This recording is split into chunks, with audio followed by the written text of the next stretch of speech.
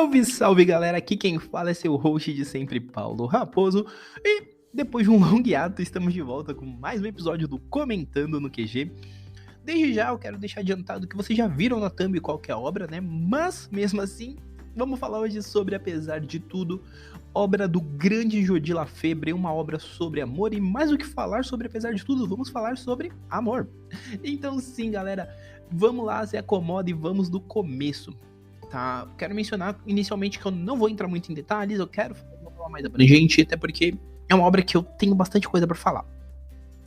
A editora em questão que publicou essa obra do Jordi foi a editora QS Comics, que é uma da divisão de quadrinhos da editora Saquarema.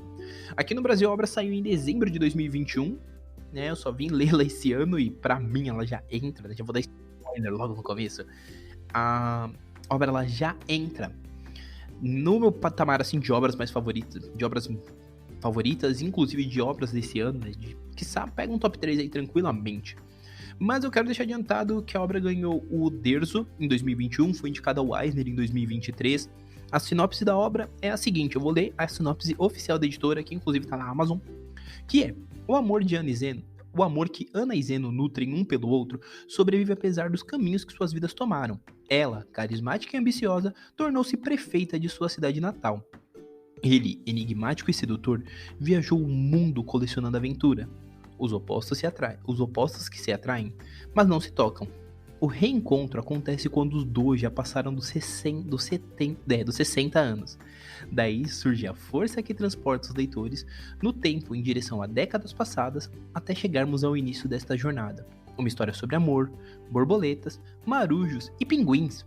Nesta graphic novel, que marca a estreia do ilustrador Jordi Lafebre como escritor, somos cativados por uma narrativa cheia de emoção e leveza, que nos apresenta personagens fascinantes. Eu gaguejei bastante, tá? E, de certa forma, essa é a sinopse oficial. A sinopse que eu daria é que resumiria muito isso. Ana e Zeno são duas pessoas que se conheceram em dado momento, só que a gente vai vendo o passar dos anos pra eles, mas de uma forma diferente. E a gente vai vendo que, apesar de tudo, o amor que eles nutriram desde a primeira olhada permaneceu intacto. Superou anos, superou idas e superou histórias. E, cara, eu acho que essa é a sinopse que eu poderia dar assim de uma forma bem resumida. E mais do que dar essa sinopse, eu tenho que ser honesto em dizer que se essa é a estreia do Jordi, né, como escritor e, mano, eu não tenho palavras pra dizer o quão incrível é esse começo. Porque são 153 páginas, mais ou menos, 152. 152, segundo o material aqui da Saquarema. E, cara, são 152 páginas lindas, emocionantes, que realmente te cativam como leitor. Você conseguir entender toda a história da Ana e do Zeno ao longo dessas páginas é muito legal. E mais legal ainda é a forma como o Jordi decide contar essa história, porque isso não é um spoiler, inclusive. As páginas que estão disponíveis como prévia na Amazon, eu tô usando a Amazon como exemplo porque foi lá onde eu comprei a minha edição, whatever, vocês entenderam. Mas as páginas que estão disponíveis, elas deixam já muito claro isso. A gente vai começar do final. A gente começa a história com os dois já idosos, com os dois se vendo após anos, e a gente volta no tempo. A gente volta até o primeiro encontro deles, a gente volta pro desenvolvimento desse romance que já perdura anos, desse romance que foi abrasivo desde o primeiro olhar, e isso é muito legal, porque a forma como a gente entende que, tipo assim, o Zeno, ele sempre foi muito aventureiro realmente, e a forma como ele era o fez chegar a um ponto de desenvolver uma tese sobre isso, de que nós sempre retornamos às origens. Além disso, é muito interessante ver como esse contato dos dois sempre se dava. Nunca era tipo um flerte descarado. Nunca era algo que, tipo assim, fazia com que a Ana traísse o marido, por exemplo, porque ela é casada. E dado momento você entende que o marido sempre soube que ela amava outra pessoa. E existia alguém que ela amava de todo o coração, que ela tinha essa paixonite, mas ele entendeu sempre que ela foi leal a ele, foi fiel, e entendeu? Tem muito essa parada, e é muito interessante a forma como isso se desenvolve. A forma quando nós voltamos ao passado, né? Nós voltamos à origem desses personagens, nós entendemos o quanto o amor desses dois sempre existiu. O quanto esse amor foi nutrido, e por diversos fatores acabou não se concretizando. Mas ainda assim, apesar de todos os fatores, no final eles acabaram ficando juntos de alguma forma. É muito interessante. E aí você vai falar, pô, Paulo, mas você tá dando spoiler. Como eu disse, o primeiro capítulo já é a concretização do fato, entendeu? E junto com essa concretização dos fatos, a gente só vai voltando pra linkar as peças que tornaram tudo isso possível. Então tem diversos momentos muito legais. Tem um momento que a Ana ela tem que fazer uma demolição, né, de um prédio.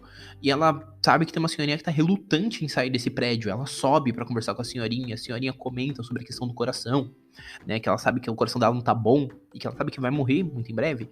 Mas ela fala que sempre achou que o coração era um lugar onde se guardavam os sentimentos, se guardavam as coisas importantes. E foi quando ela descobriu que era basicamente um órgão funcional. Então existem muitas pra questão sentimental.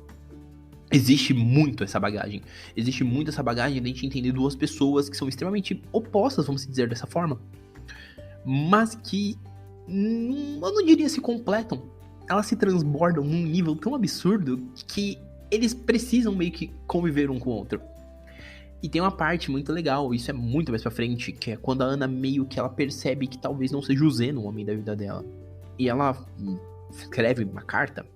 Eu não vou contar muito, mas na carta ela fala assim, eu sei que eu não deveria, mas eu te esperei por muito tempo, e surgiu outra pessoa na minha vida, a qual é com quem eu pretendo passar o resto da minha vida, e eu peço que se por favor você não apareça de novo, porque se você aparecer, meu mundo vai virar de cabeça pra baixo.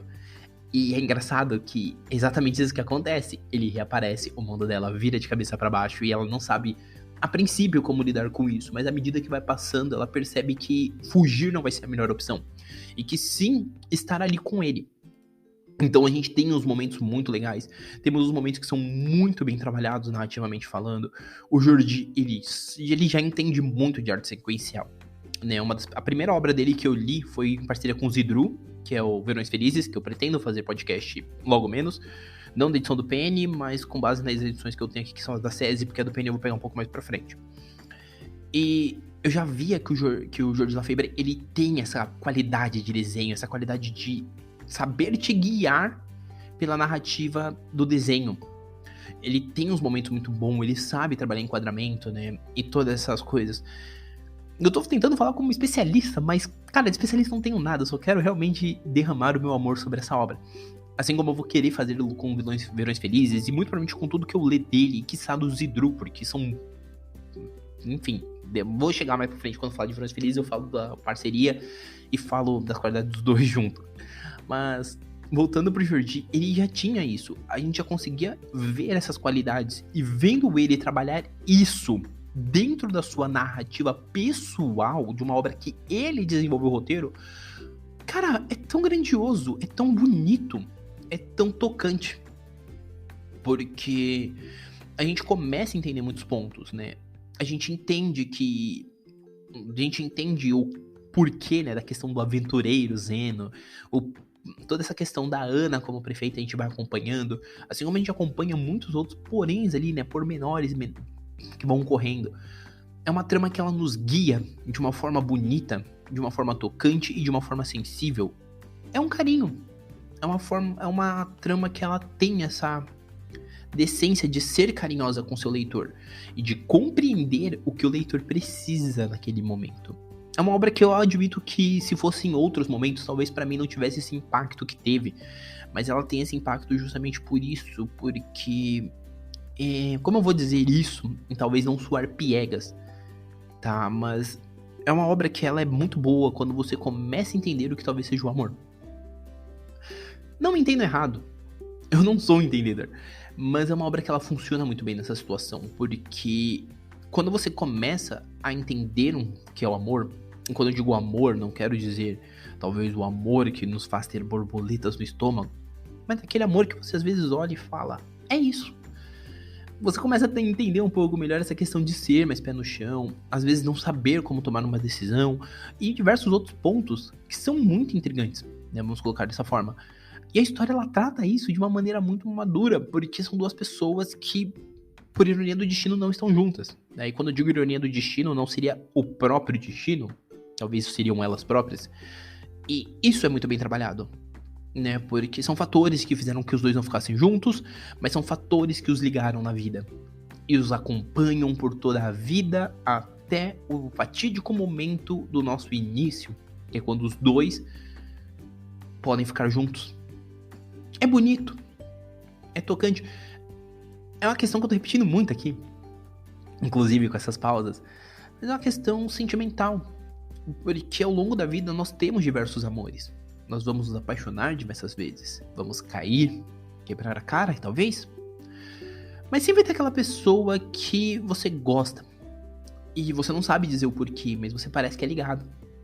Vai sempre ter aquela pessoa que você vai bater o olho e vai falar, é essa. Vai ter aquela que te cativa. E é um pouco sobre isso que a obra trata, né? Mais precisamente na questão romântica, talvez, do negócio.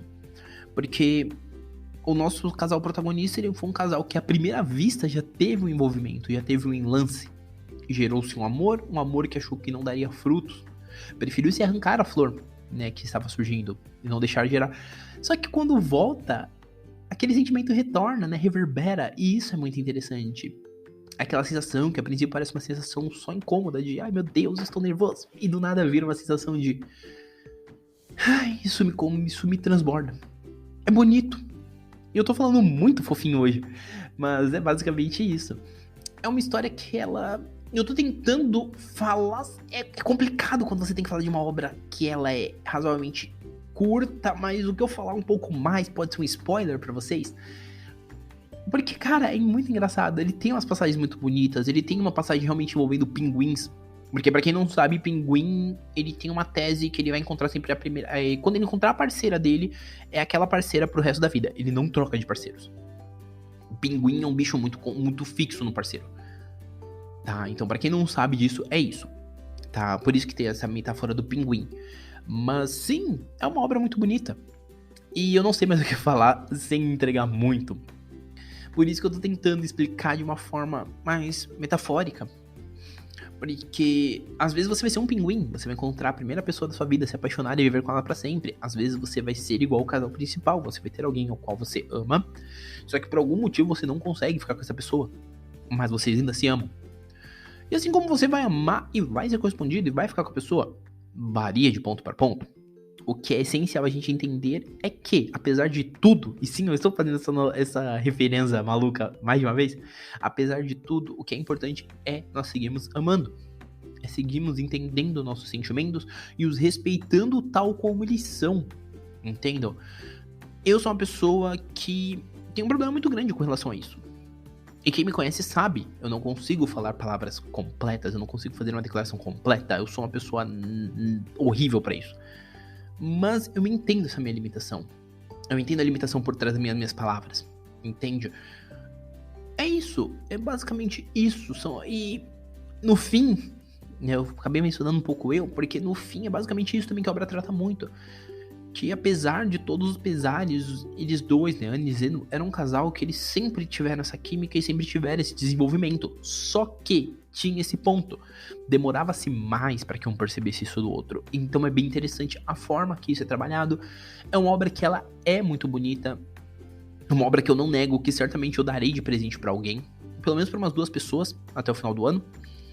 E é uma obra que sim, cara, eu recomendo muito. Se você gosta de quadrinho, e quadrinho de qualidade, leia. Nunca li nada do Jordi Lefebvre. É a primeira oportunidade, cara. Leia essa. Leia essa. É a primeira oportunidade. Primeiro que é uma obra de todas que eu já vi dele, assim, que saíram deles, que tem o traço e tal. É a mais barata atualmente. Mesmo não sendo tão barato assim. Mas é uma obra que eu garanto que você vai gostar bastante. Tá? Então sim, leia. Minha recomendação. Vai lá na loja que você tem interesse e procure e leia. Ah, mas eu não quero ler a versão física. Tem digital, cara. Lê, mas leia. Não perca a oportunidade de ler uma das obras mais bonitas que você terá esse prazer de ler. Tá bom? É basicamente isso que eu tinha pra dizer. Eu até acabei me perdendo muito nessa metáfora sobre romances e amores e afins. Mas, galera, primeiramente eu quero deixar o recadinho que voltamos. Agora voltamos mesmo, real oficial. Assim como aos poucos estão voltando algumas coisas, tá? O canal no YouTube já voltou, ele tá sendo... os episódios do podcast sendo lançados lá. Além disso, estamos tendo Reels com alguns trechos, então vai lá ouvir. No TikTok também, tá tendo, no Instagram, tá tendo em todos os cantos. Então vão lá dar um confere, vão me dar um biscoitinho lá também. Me sigam, tá todas as redes sociais aqui embaixo. Se você quiser falar alguma coisa, agora tem uma caixinha pra você falar o que você achou do episódio. Além disso, também tem o meu e-mail pra você mandar e-mail. Então sintam-se à vontade. Sem esquecer também que o Comentando ele é um podcast que é semanal. Então tem de 2 a 3 episódios, tá sendo uma média de 2 episódios. Essa semana deve ter alguns mais, tá? Eu não garanto quantos, mas deve ter alguns mais. E basicamente eu acho que seja isso nesse primeiro momento. Lembrei também, não esquece de indicar o podcast, o canal, o meu Instagram, etc, pra um amigo, porque às vezes você fala assim, pô, Paulo, mas eu gosto do seu trabalho, mas eu não sei como fazer. Indica, faz esse favor.